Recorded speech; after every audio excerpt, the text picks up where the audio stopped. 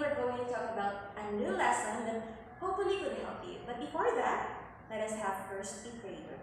So let us bow our head and feel the presence of God Almighty.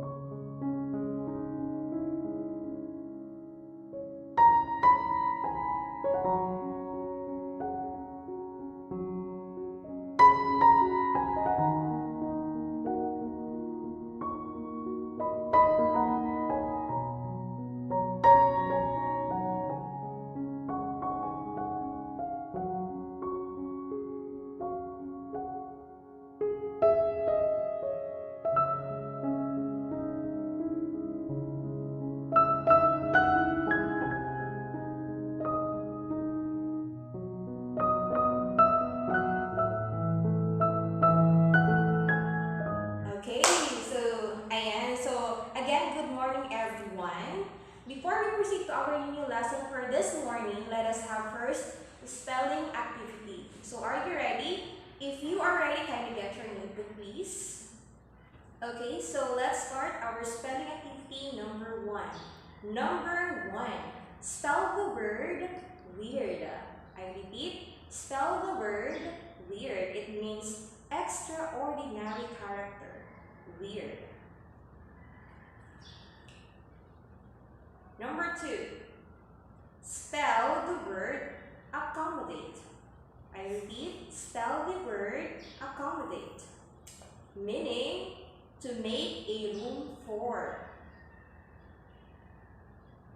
Okay, so let's have number 3, spell the word handkerchief.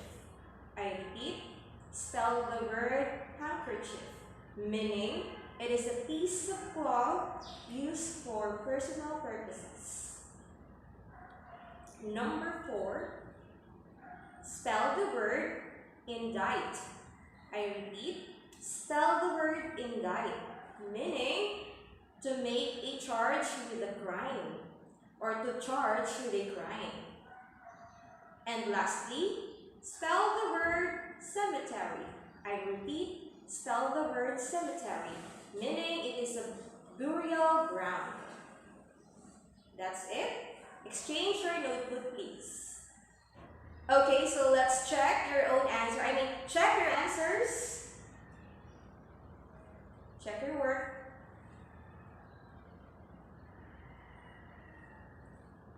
Okay, so let's see who got 5. Raise your hand, please. Okay, very good. To those who got 4 below, keep up the good work next time. Okay, so as what I told you a while ago, we're going to talk about something that could help you in your near future. That is why we're going to have different activities this morning. But before that, let us have first some icebreaker questions. Okay, so I have here different objects as you can see. At the back of these objects, there are questions, okay? I want you to answer these questions for only 3 minutes. After 3 minutes, you're going to present it by group. Just choose a representative to represent your answers.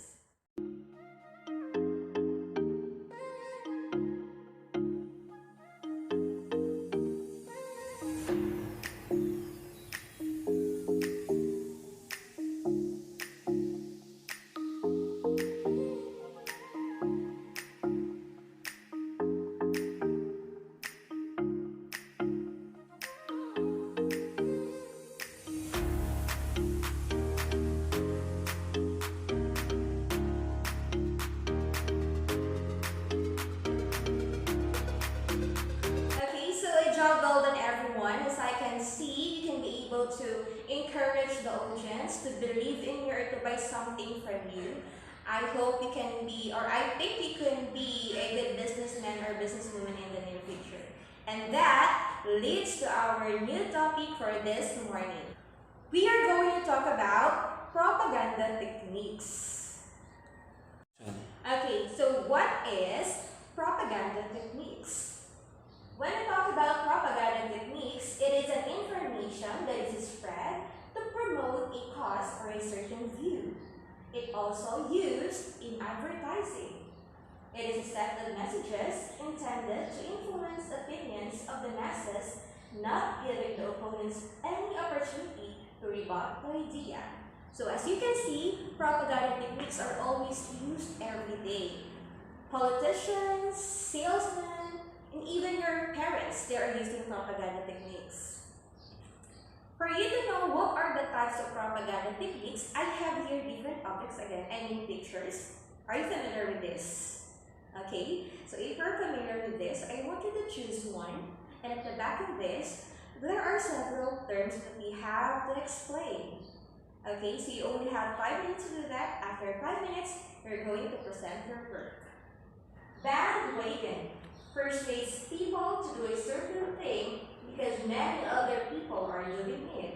It also means joining in to fit in.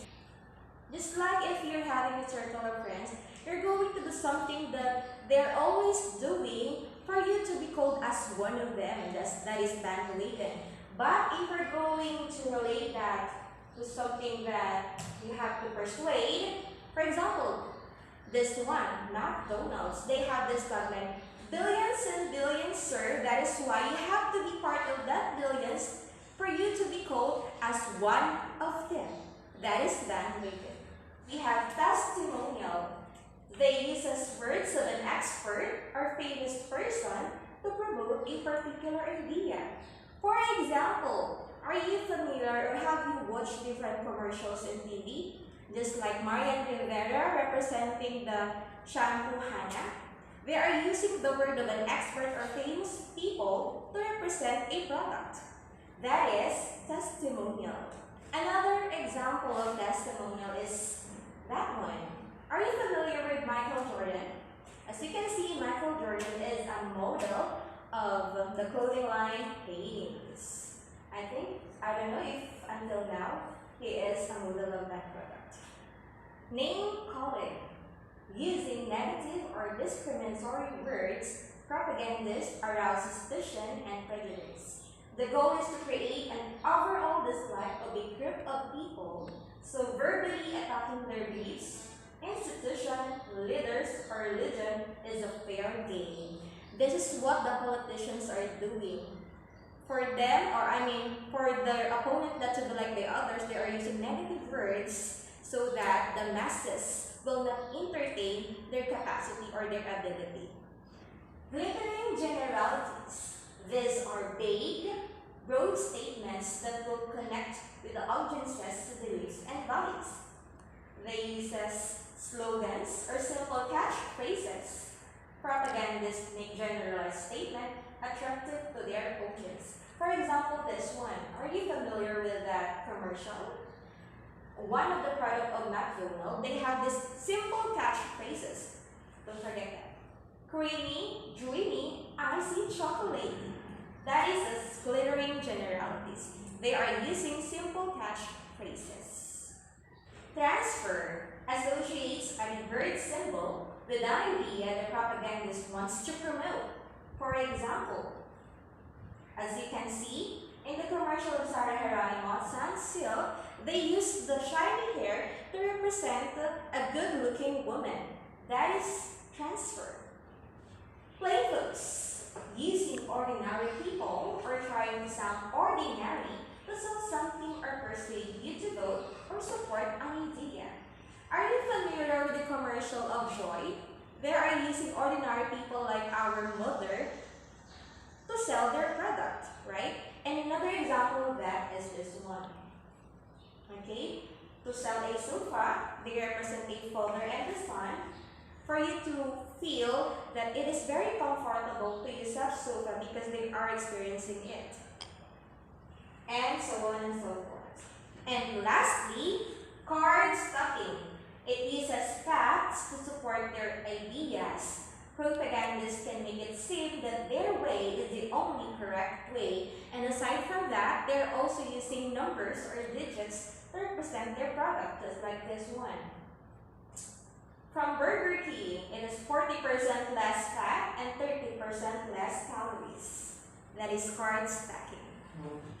Okay, so that's it for today. Do you still have questions? If not, let's proceed to your next activity. Okay, so for this morning's activity, this is our last activity. Again, I have your popsicle stick. Do you love eating this? And because you love eating this, you're going to choose one. And of course, at the back of this, there are activities to be done. Okay, I'm giving you again 10 minutes to do this. And after 10 minutes, you're going to present it.